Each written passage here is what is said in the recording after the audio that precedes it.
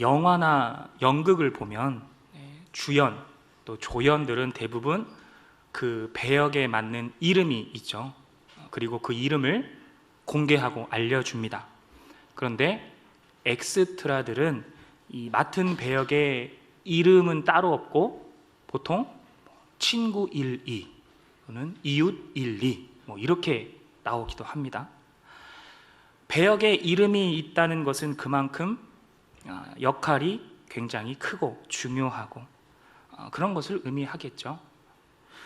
성경에서도 마찬가지. 어떤 사건을 기록할 때 등장인물의 이름이 기록되어 있다는 것은 그 사람이 중요한 사람이거나 아니면 비중이 큰 인물이거나 아니면 그 사람의 이름에 뭔가 중요한 뜻이 있다거나 할 때 이름을 밝히면서 기록을 합니다. 특히 누가복음에 기록된 예수님이 만난 대부분의 사람들은 이름이 기록되어 있지 않습니다. 물론 같은 본문 마태, 마가 이런 거를 같이 보면 이름이 기록된 사람들로 몇몇 찾아볼 수는 있겠지만 이 누가복음만 놓고 본다면 예수님이 만난 사람들은 대부분이 이름이 없어요. 귀신 들린 사람을 중풍병자, 나병 들린 사람, 손이 많은 사람, 백부장 이렇게 이름 대신에 이렇게만 기록되어져 있어요. 오늘 19장 바로 앞에 나와 있는 부분도 예수님이 어떤 맹인을 만나요. 맹인을 고치시다. 그런데 여기도 맹인이로만 나와 있고 이름은 기록되어 있지 않다는 거죠. 근데 오늘 우리가 살펴볼 이 삭개오는 누가복음에서 비중이 그렇게 큰 인물이 아닙니다. 마태, 마가, 누가, 요한 4개의 복음서 중에서도 딸랑 누가복음에만 기록되어져 있어요. 그리고 많은 구절도 아니고 딸랑 10절, 9절에 그렇게밖에 기록되어 있지 않아요. 그럼에도 불구하고 한 셀이라고 말하지 않고 삭개오라고 이름을 밝힌 이유가 있다라는 거죠. 예수님과 삭개오와의 만남을 기록하고 있는 오늘 본문 말씀이 저와 여러분들에게 어떤 메시지를 주는지 한번 말씀을 살펴보도록 하겠습니다. 1절 말씀입니다. 예수께서 여리고로 들어가 지나가시더라. 예수님이 어느 지역에 들어갔어요? 여리고라는 거예요. 당시에 이 여리고라는 지역은 사해라고 하는 바다, 소금기 많은 바다 아시죠? 이 사해 바로 옆에 있었어요. 그래서 유황이나 역청이나 소금 같은 자원이 굉장히 풍부했어요. 그런 자원을 많이 수출했어요. 그러면 상인들, 장사꾼들이 많이 왔다 갔다 했다는 거겠죠. 상인들이 많이 왔다 갔다 했다는 건 바로 상인들에게 걷어들이는 세금이 많았다. 삭개오 이야기 중에서 가장 먼저 살펴봐야 하는 부분이 바로 이 세금 문제입니다. 왜냐하면 삭개오의 직업이 세리였기 때문에 그래요. 2절을 볼까요? 삭개오라 이름하는 자가 있으니 세리장이요 또한 부자라. 이름 나왔고요, 직업 나왔습니다. 그런데 조금 특이한 게 하나 더 있어요. 뭘까요? 부자라 그래요. 굳이 삭개오의 경제적 상황, 생활 형편까지도 언급을 했다는 거죠. 삭개오에 대해서 왜 굳이 부자라고 소개를 했을까요? 여리고는 아주 유명한 항구 도시, 무역이 활발하고 상인들이 많고 그만큼 경제적인 활동이 왕성한 도시였다.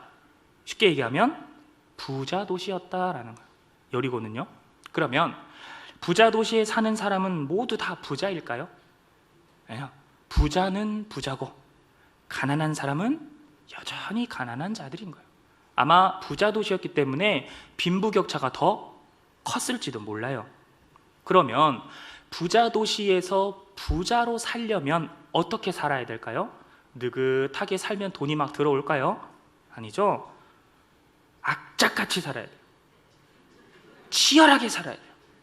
남들 2개, 3개 장사할 때 나는 10개, 20개를 해야 부자 도시에서 부자로 살 수가 있단 말이에요. 그러면 삭개오는 세리였기 때문에 악착같이 돈을 모으고 부정한 방법으로 세금을 걷어서 부자가 되었을까요? 나중에 뒤에서 살펴보겠지만 삭개오는 세리임에도 불구하고 부정한 방법으로 세금을 걷어들인 사람은 아니었어요. 나쁜 사람은 아니었어요. 그런데 삭개오의 직업이 뭐예요? 세리예요. 그것도 세리 대장. 세리들의 대장이라는 거예요. 그러니까 삭개오의 위치가 부자가 안 될래야 안 될 수 없는 자리라는 거죠. 한번 살펴볼까요? 삭개오는요, 자기의 삶을 그리 좋아하지 않았어요. 어떻게 알 수 있느냐? 삭개오의 이름의 뜻이 뭐냐면 히브리어로 순결하다, 무죄하다, 헬라어로는 깨끗하다, 의롭다, 이게 삭개오 이름의 뜻이에요. 성경의 인물들은 대부분 자신 이름의 뜻에 맞게 생활을 했어요. 그러니까 삭개오의 이름만 보면 삭개오는 세리로 살면 돼야 안 돼요? 안 돼요. 왜냐하면 당시의 세리는 나쁜 사람들이었고 죄인들이라고 낙인 찍혀 살았잖아요. 이미 마태복음 통해서도 우리가 알 수 있죠. 그러니까 삭개오 자신은 부정하게 살고 있지 않다 하더라도 자신 밑에 있는 세리들은 이미 다 부정부패를 하고 있단 말이죠. 이미 부정한 방법으로 재산을 모으고 있었어요. 그러니까 사람들은 삭개오가 뭐 순결한 사람, 의로운 사람 이런 거에 관심 없고 세리들의 대장이야? 나쁜 사람이구나. 여기에만 관심이 있었다는 거야. 그러면 세리라는 직업이 도대체 왜 그렇게 죄인 취급을 받았을까? 조금만 살펴보겠습니다. 당시 로마 제국에는 큰 세무서, 3대 세무서가 있어요. 가이사랴, 가버나움, 하나가 여리고. 이 세 개가 로마에서 제일 큰 세무서예요. 세무서가 제일 크다는 건 세금이 많으니까 크겠죠. 이 로마라는 제국은 세금을 아주 엄격하게 걷어들였어요. 그리고 세금을 내는 사람만 사람 대우를 해줬어요. 또 세금을 내는 액수에 따라서 그 사람에게 계급을 부여했어요. 돈을 많이 내고, 세금을 많이 내고 자주 낼수록 계급이 올라가는 거예요. 뭘로? 귀족으로. 그리고 이 귀족들에게 막강한 권력을 줬어요. 그러면 귀족은 그 권력을 이용해서 다시 돈을 착취하는 거예요. 그러니까 부자는 더욱 부자가 되고 가난한 자들은 계속 가난할 수밖에 없는 구조였다는 거죠. 그럼 세리가 걷는 세금의 종류는요, 로마에서 법으로 정한 세금이 있어요. 기본세, 남자 몇 세부터 몇 세까지, 여자 몇 세부터 몇 세까지 내는 기본세가 있고, 그 다음에 토지세가 있어요. 농사에서 걷어들이는 곡물의 10%, 포도와 기름에는 5%, 그 외에 수입에는 1%씩 세금을 다 걷었어요. 자, 이 세금은 문제가 되지 않아요. 왜? 법정 세금이니까. 세리가 더 거둘래야 거둘 수가 없어요. 문제는 뭐냐면 이 외의 세금의 종류가 너무나 많았다라는 거예요. 세리들은 이 세금의 종류를 자기들 마음대로 만들었어요. 유명한 유대 역사서 요세푸스를 보면 이렇게 기록되어 있어요. 짐을 싣고 가는 마차의 바퀴수에 따라서 세금을 매겨요. 바퀴수가 많아? 짐이 많네? 부자구나? 세금 더 내.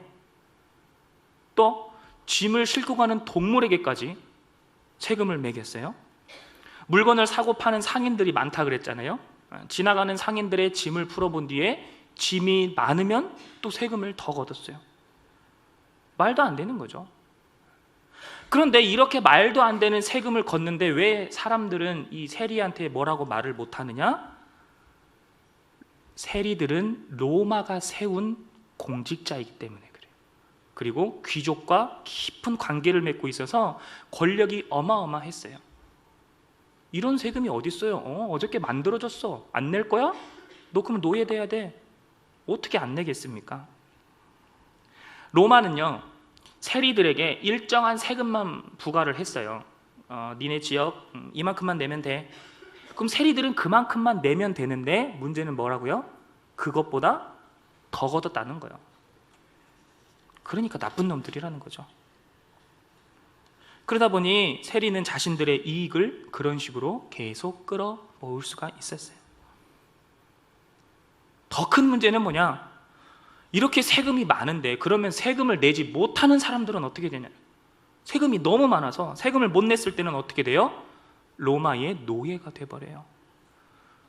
돈 조금 없고 가난하게 살면서 자유롭게 사는 게 낫지, 아예 노예로 가버리면 다시는 못 오잖아요.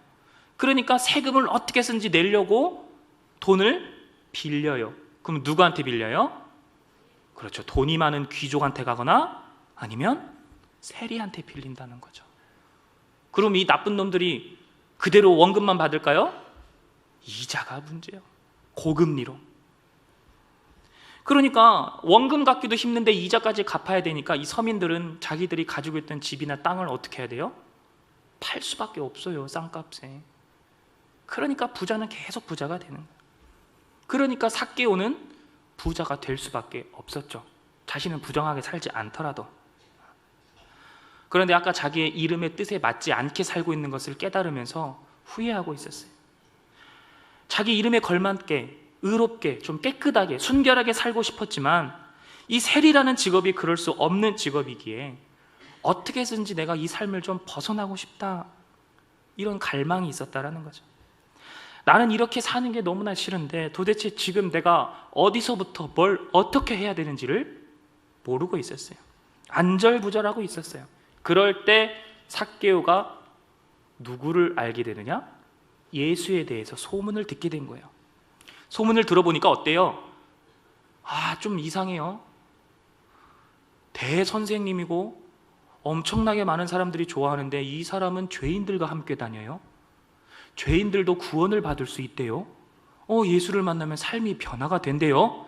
소문을 들으니까 삭개오 마음에 어떤 마음이 들었어요? 내가 예수를 만나기만 하면 내 삶은 변화되겠구나. 내가 예수님만 만나면 이 죄인이라는 딱지를 뗄 수 있고 새로운 삶을 살아갈 수 있겠구나. 이런 마음으로 마음속에 예수를 갈망하기 시작했습니다. 기다리면 때가 온다고 어느 날 예수님이 여리고에 왔다는 소식이 드디어 들려왔어요. 그리고 자기의 갈망대로 예수님을 보기 위해 달려나갔습니다. 3절을 볼까요? 그가 예수께서 어떠한 사람인가 하여 보고자 하되. 자, 그가 예수께서 어떠한 사람인지, 예수는 도대체 어떤 사람이야? 자, 여기서 말한 이 말의 의미는 삭개오가 단순하게 그냥 호기심에 어떤 사람이지? 이런 호기심 때문에 예수님을 보러 나간 게 아닙니다. 삭개오는 예수님을 만나야겠다는 갈망과 함께 반드시 예수님을 만나리라 하는 다짐과 결단이 있었어요. 어떻게 알 수 있냐? 이후의 행동을 보면 알 수가 있어요. 자, 예수님을 보려고 달려나갔는데 어때요? 키가 너무 작았어요. 얼마나 작았는지 모르겠어요. 그러나 사람들이 많아서 볼 수가 없었어요. 자, 만약에 단순한 호기심에 세리장이고 돈도 많고 명예도 있는데 단순한 호기심에 예수님을 보기 위해 갔는데 너무 많아서 못 봤다면 그냥 못 봤네, 그런 사람인갑지, 이렇게 하고 와야 되는데 삭개오는 어땠어요? 포기하지 않았어요. 좋아요. 호기심이 너무 커서 궁금증이 너무 해서 포기 안 했을 수도 있다고 쳐요. 그런데 그 다음에 나오는 삭개오의 행동이 너무나 중요하다는 거죠. 예수님이 가시는 이 길의 동선을 앞에 가서 쑥 본 거예요. 예수님이 이쪽으로 이렇게 걸어가니까 조금 지나면 저 길을 걸어가겠구나. 그럼 내가 저기로 가야지. 먼저 앞서 달려나간 거예요. 그런데 혹시라도 또 사람들이 밀리면 못 볼까 봐 나무에 올라간 겁니다. 4절 볼까요? 앞으로 달려가서 보기 위하여 돌무화가 나무에 올라가니. 그래요. 나무에 올라갔어요. 자, 당시에는 성인 남자들이 입는 옷이 어떤 옷이었냐면 바지가 아니었어요. 요즘 말로 하면 원피스 같은 거예요. 원피스. 큰 천으로 그냥 이렇게 대충 휙 두른 거예요. 걸어 다닐 때는 괜찮지만 바람이 세게 불거나 아니면 밑에서 쳐다보면 어때요? 속옷이 보이는 거예요. 그런데 요 세리장인 삭개오가 그런 옷을 입고 나무에 올라간 거예요. 어땠을까요? 굉장히 부끄러운 행동이에요. 아니나 다를까 역사서를 보니까 당시에 성인이 나무에 올라가는 행동은 손가락질 당하는 행동, 비웃음을 당하는 행동, 수치와 부끄러움을 당하는 행동입니다. 세리장으로서, 고위 공무원으로서, 돈이 많은 부자로서 어떻게 이런 행동을 할 수가 있어요? 어떻게 가능했어요? 삭개오 마음에 오직 예수를 만나야 되겠다. 자신의 자존심을 버렸어요. 수치와 부끄러움을 참아가면서까지 예수님 한 분만을 갈망하는 마음으로 나무에 올라갔다라는 거예요. 자, 5절을 보겠습니다. 예수님이 삭개오를 보고 이렇게 말씀하세요. 그곳에 이르러 쳐다보시며 이르시되 삭개오야 속히 내려와라. 그래, 속히 내려와라. 네, 뭔 말이에요? 빨리 내려오거라. 빨리 내려오거라. 자, 이 말씀을 우리가 깊이 생각해 봐야 됩니다. 그동안 예수님은 누구를 만나면 그 사람이 먼저 질문을 했을 때 대답을 해줬어요. 아니면 예수님이 그 사람에게 먼저 질문을 했어요. 뭘 원하느냐? 내가 무엇이 필요하냐? 자, 삭개오는 앞에 기록된 본문도 맹인도 나와 있다고 했잖아요. 자, 맹인과의 만남에서도 보면 예수님이 먼저 물어봐요. 내가 무엇을 해주기를 네가 원하느냐? 이렇게 물어본단 말이죠. 그리고 나서 고쳐줬어요. 나병 들린 사람도 예수님께 먼저 말했어요. 예수님, 내가 깨끗해지고 싶습니다. 이 대답을 들었을 때 고쳐주셨어요. 백부장도 내 하인을 좀 낫게 해주세요 했을 때 예수님이 고쳐주셨어요. 그런데 이 삭개오는요, 삭개오가 먼저 예수님 나 좀 봐주세요, 예수님 나 내 삶에 변화받고 싶어요 얘기하지 않았다는 거죠. 그럼에도 불구하고 예수님이 먼저 삭개오를 보자마자 뭐라 그래요? 나무에서 내려와라. 나무에 올라간 건 아까 뭐라 그랬어요? 수치와 부끄러움, 자존심 상하는 거라 그랬잖아요. 예수님이 삭개오를 나무에서 내려오라고 한 거는 이제 수치와 부끄러움을 감싸주는 행동. 네가 나를 위해서 자존심을 버렸니?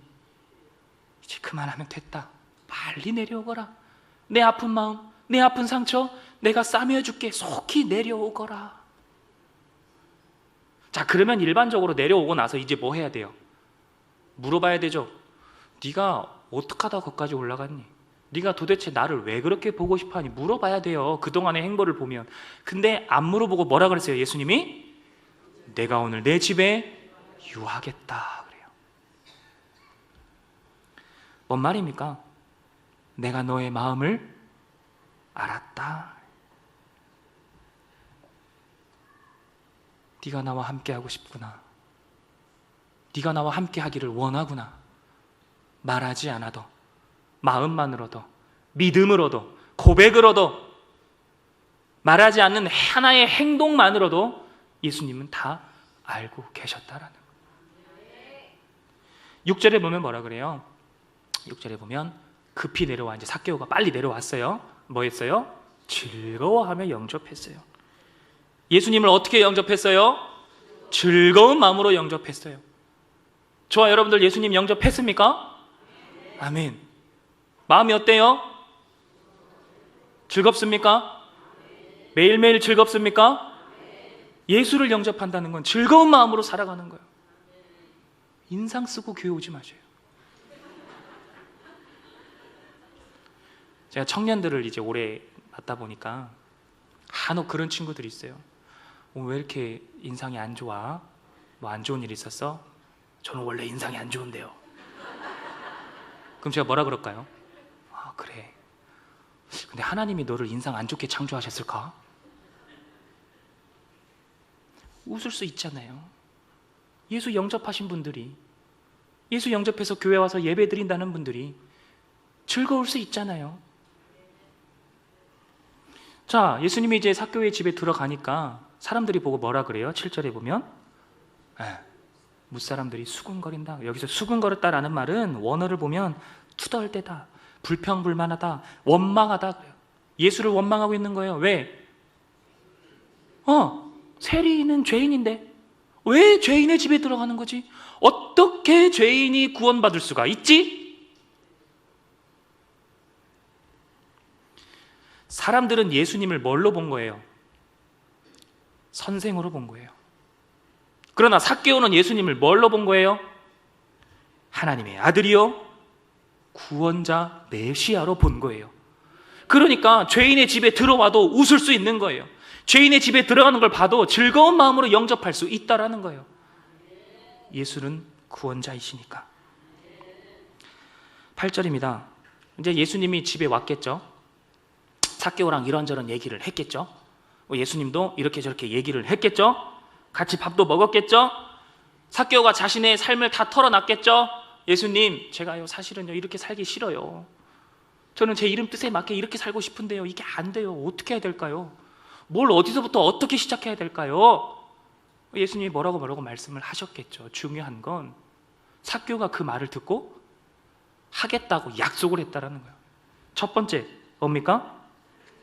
가진 재산의 절반이나 나눠주겠다. 아까 봤지만 여리고는 부자 도시입니다. 조금만 돈이 부족하면 가난할 수도 있어요. 가지고 있는 재산 지키기도 힘든데 절반이나 나눠주겠대요. 또 두 번째는요, 혹시라도 나는 그렇게 살진 않았는데 혹시라도 남의 것을 빼앗은 일이 있으면 4배로 갚아주겠습니다. 그래요. 이걸 보고 우리는 삭개오는 부정하게 돈을 착취하지 않았다는 걸 알 수 있어요. 왜냐하면 이 말을 반대로 해석하면 나는 절대 부정하게 돈을 착취하지 않았습니다. 그러니까 4배로 갚아주겠다고 자신 있게 얘기하는 거예요. 그래도 혹시 모르니까 만약에라도 내가 그렇게 나쁘게 돈을 받았다면 갚아주겠습니다. 이걸 의미하는 겁니다. 말씀을 마무리하겠습니다. 삭개오는 예수님을 만나고자 하는 갈망이 있었습니다.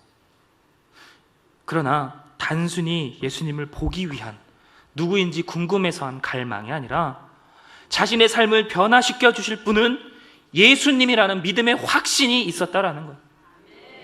그러니까 자신의 지위, 자신의 신분, 자신의 직책 따위는 상관하지 않고 자존심 버리고 수치와 부끄러움을 참으면서까지 예수를 만나리라, 이 확실한 믿음으로 담대하게 나아갔다라는 겁니다.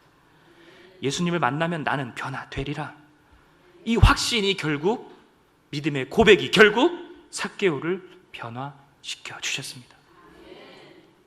말씀을 들었습니다. 이제 어떻게 해야 됩니까? 말씀으로 나를 돌아봐야 되는. 말씀을 들으니까 그 권사 생각났어. 그 집사 생각났어. 이거 꼭 들어야 되는데. 말씀은 나를 성찰하는 거야. 나를 성찰하는 거야. 하나님의 말씀을 그렇게 받으십시오. 생각해 보십시오. 예수 그리스도의 십자가가 나와 무슨 상관이 있어요? 나의 죄를 대속해 주셨네. 여기서 끝이 아니라 그 십자가가 진짜 내 삶에 무슨 상관이 있냐라는 거예요. 예수님의 말씀이, 예수님이 보여주신 예수님의 이 삶이, 예수 그리스도의 십자가가 과연 나란 존재, 나의 삶에 무슨 상관이 있는가? 어느덧 신앙생활이 수십 년이 흐르고 교회에서 직책도 맡아보고 장로도 해보고 권사도 해보고 목사도 해봤는데 매주 나와서 예배를 드리는데 과연 나는 내 삶에서 주님을 갈망하는 마음이 끊지 않고 있을까? 주님, 이 정도 했으면 됐잖아요. 이제 제 마음 아시잖아요. 저 그동안 노력했잖아요. 어디 써 있어요, 성경에 그런 말이? 죽을 때까지 주님을 갈망하고, 죽을 때까지 예수님 바라보고, 죽을 때까지 내가 주님을 영접하리라, 즐겁게 살아가리라, 감사와 기쁨으로 살아가리라 평생에 고백해도 모자른데, 교회에서 뭐 좀 맡았다고 어깨 으쓱대고 고개 세워지고 고개 뻣뻣하다 이스라엘 백성처럼 버림받는 거 아닙니까? 계속 돌아봐야 돼요. 늘 말씀 앞에 나를 겸손히 비추며 늘 말씀으로 새롭게 일어나는 우리들이 됩시다. 그리고 이제는 듣는 말씀에서 멈추지 말고 실천하는 말씀이 되기를 간절히 소망합니다. 하나님의 말씀은 살아있다 그랬는데 이상하게 살아있는 말씀이 내 안에 들어오면 죽어버려요. 희한하죠? 이제는 변화되어야 됩니다. 살아있는 말씀이 들어왔으면 나는 그 말씀으로 살아가리라. 나는 오히려 죽어있지만 살아있는 말씀이 내 안에 들어왔기 때문에 나는 이 말씀으로 다시금 살아나리라. 주님, 나를 변화시켜 주옵소서. 삭개오는 예수님을 만나고 재산을 절반이나 나눠 주었습니다. 여러분들에게 재산 나누라는 말이 아닙니다. 행동하는 믿음, 실천하는 믿음, 정말 예수가 내 삶에 상관이 있어서 내가 예수 그리스도인으로서 살아가느냐, 무슨 연관이 있느냐. 그렇게 살아가야 예수님이 뭐라고 말씀하셔요? 오늘 내 집에 구원이 이르렀다. 예수를 믿고 교회를 다녀도 내가 말씀을 듣고 깨닫기만 한다면 구원이 없다라는 거예요. 그래서 우리 신앙은 살아있는 신앙입니다. 내가 말씀으로 살아가리라, 내가 말씀을 살아내리라 다짐하고 결단하면 성령님이 도와주십니다. 하나님이 함께 하십니다. 하나님이 보호해 주시고 이끌어 주십니다. 이 믿음의 사실을 잊어버리지 마시고 오늘 하루도 예수 그리스도의 빛을 비추며 살아가는 우리들이 되기를 간절히 소망합니다. 기도하시겠습니다. 하나님, 오늘도 우리들에게 말씀을 주셨습니다. 삭개오의 삶의 갈망을 봅니다. 예수님을 만났을 때 너무나 즐거운 마음으로 영접한 삭개오의 모습을 떠올립니다. 하나님, 나는 어디에 있습니까? 주님과의 첫사랑을 늘 잊어버리지 않고 기억하며 살아가고 있습니까? 아니면 이제 좀 신앙생활 했다고, 이제 좀 쉴 때 됐다고 주님 앞에 겸손한 모습을 잊어버린 채 살아가고 있지는 않습니까?